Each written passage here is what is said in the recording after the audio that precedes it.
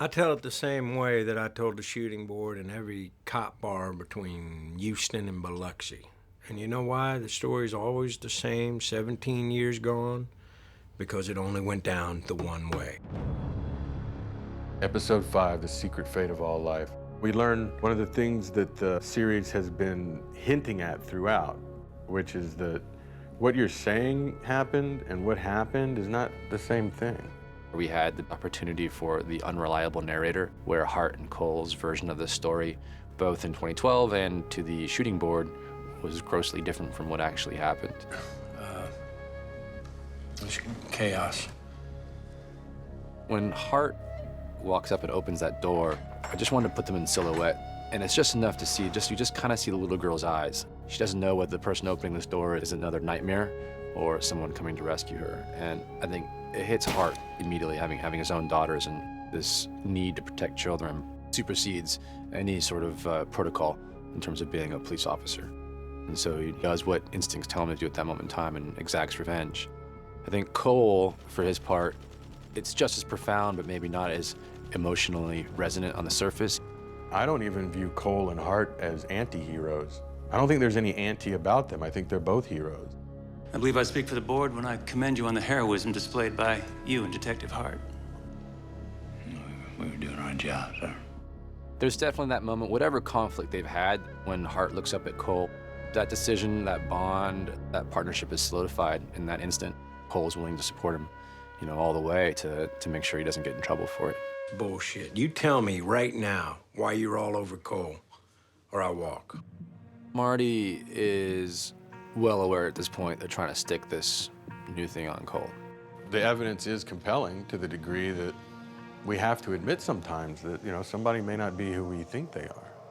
So I don't think he's on the detective's side, but he's not ready to leave yet. I think Hart is able to separate whatever personal animosity he has for Cole, and whatever resources he has, he's gonna defend Cole, whether he likes him or not, because that's the right thing to do. Well, if you two talked to Russ, you weren't getting a read on him. He was getting a read on you. When Cole sees the full discovery file and he sees how little these guys have, he's like, you just wasted my day. This is all you got. And what that means for us is that Cole had come in here solely to find out what they had on the new case. And if we reach back from episode 1, that's been there the whole time.